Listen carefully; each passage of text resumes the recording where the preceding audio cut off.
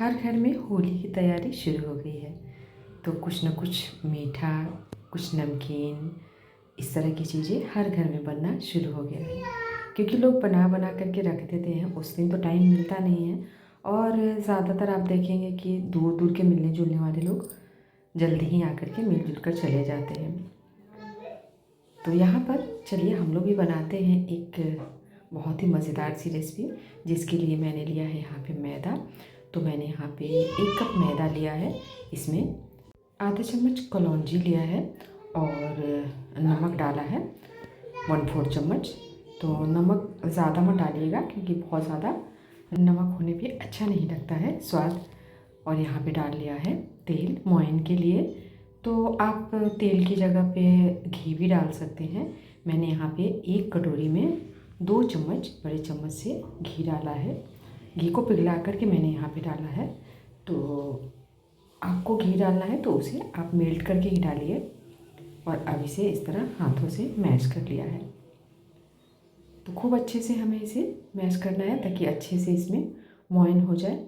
और एक बार आपको ना मैश करके फिर इसे मुट्ठी बांध करके एक बार चेक कर लेना है। अगर इस तरह आप देखेंगे ना मुट्ठी बन जाएगा, तो आप समझ लीजिए कि मोइन परफेक्ट है। आपको लगता है कि कुछ कम लग रहा है, भुरभुरा सा लग रहा है, तो आप 1 आधी चम्मच और डाल सकते हैं इसमें। और अब यहाँ थोड़ा थोड़ा पानी डाल करके इसका एक डो तैयार कर लेते हैं। डो हमें सॉफ्ट नहीं लगाना है और बहुत ज़्यादा हार्ड नहीं लगाना है, मतलब कि सेमी सॉफ्ट डो इसका हमें लगाना है। तो यहाँ मैं आपको अभी दिखा देती हूँ कि किस तरह का इसका डो हमें लगाना है। और बहुत ज़्यादा इसे मसलना भी नहीं है, बस इसे अच्छे से मिक्स कर देना है। बहुत ज़्यादा आटे की तरह हमें गूँथना नहीं है, अच्छे से इसे बस मिक्स कर देना है। और इसे मिला करके ढक करके मैं रख देती हूँ 10 से 15 मिनट के लिए, रेस्ट के लिए। और अब यहाँ पे 15 मिनट बाद मेरा आटा बिल्कुल अच्छे से सेट हो गया है। तो अब चलिए इसकी लोइयाँ बना लेते हैं। तो मैंने यहाँ पे कलौंजी डाला है। आप चाहें तो यहाँ पे अजवाइन डाल सकते हैं, या फिर आप चाहें तो यहाँ पे कसूरी मेथी डालकर बना सकते हैं। उसका टेस्ट भी गज़ब का आता है, बहुत अच्छा आता है। तो आप अलग अलग तरह से अलग अलग वैरायटी के बना सकते हैं। तो यहाँ पे मैंने इस तरह की लोइयाँ तैयार कर ली है। तो ये देखिए इतना इतना मैंने इसका लोई तैयार कर लिया है। और अब चलिए इसे बेल लेते हैं। तो हमें इसका ना एकदम पतला पतला इसको बेलना है। थिकनेस इसकी एकदम पतली पतली होनी चाहिए, मोटा नहीं होना चाहिए। तो मैदा है ना, कि मैदा को आप बेलेंगे तो ये सिकुड़ करके एक जगह आ जाता है, इसलिए थोड़ा बेलने में मेहनत तो लगता है, लेकिन फिर रेसिपी जो बन के आती है ना वो बहुत अच्छी आती है। तो यहाँ पे देखिए इस तरह का मैंने पतला पतला इसको बेल लिया है।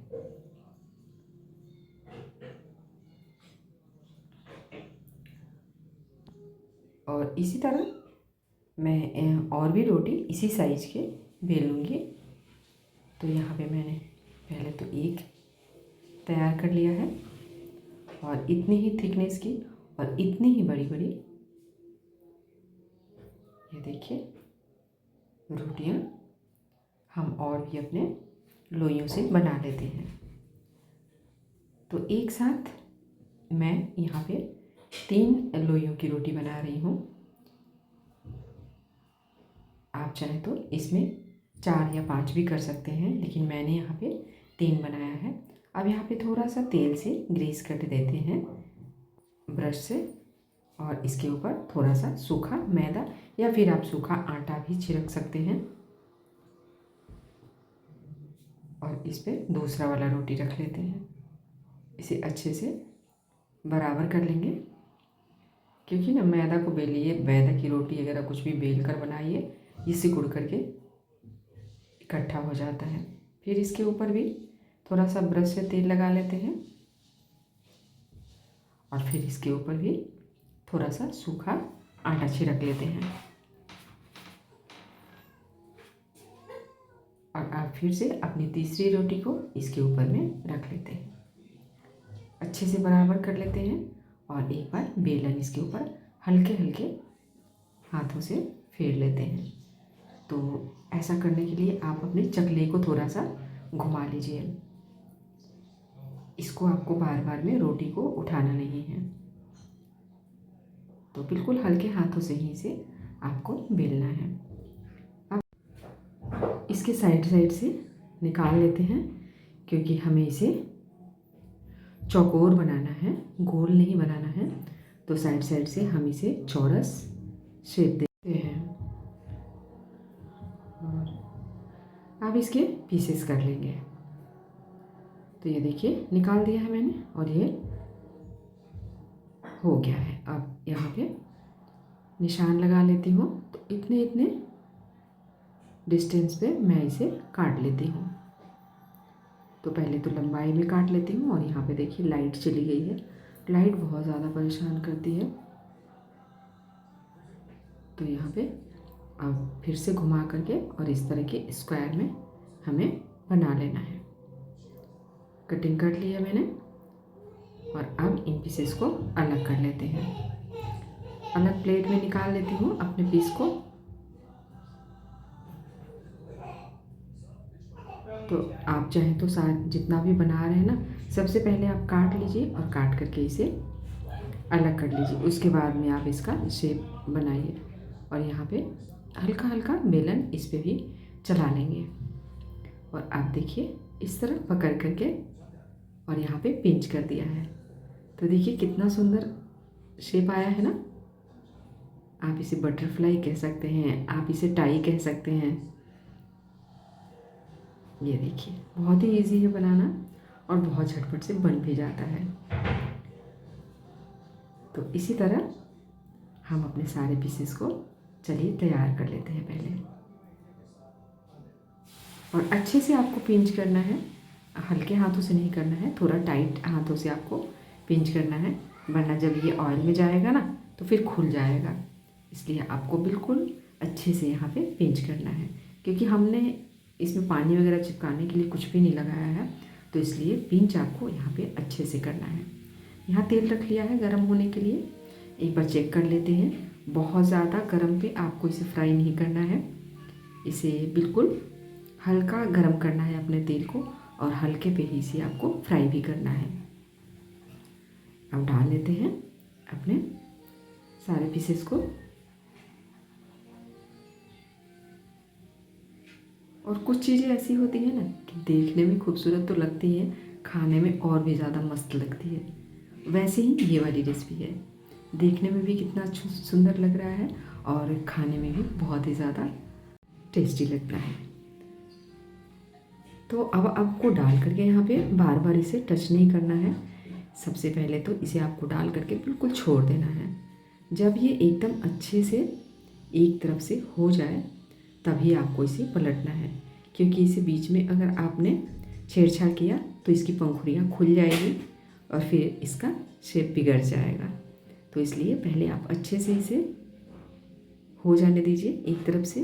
और आप देख सकते हैं सारी पंखुड़ियाँ कितनी अच्छी खुल गई हैं इसके जा कर के तेल में। लेकिन बीच में जो हमने पिंच किया है ना वो नहीं खुला है, वो जस्ट वैसे ही है।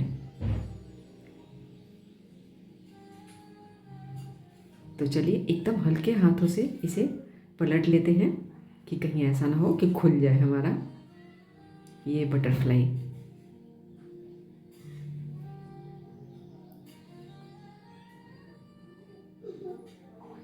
तो सारे को मैंने यहाँ पे पलट लिया है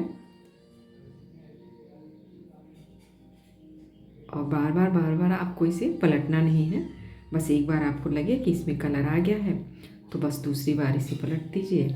और होता है ना कई बार हम डाल देते हैं, डालकर बार बार उसमें लगाते रहते हैं अपने छाननी को, तो वो आपको नहीं करना है। तो ये देखिए एक भी नहीं खुला है, बहुत अच्छी तरह कलर भी आ गया है और हमारे सारे ये देखिए तैयार हो गया है, सारे पीसेस अच्छे से तैयार हो गया है।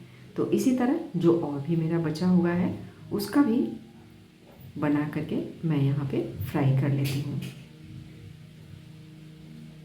और इसे बनाने में बिल्कुल टाइम नहीं लगता है और बच्चों को बैठा दीजिए, बहुत ही ज़्यादा मज़े लेकर के इसे बनाएंगे।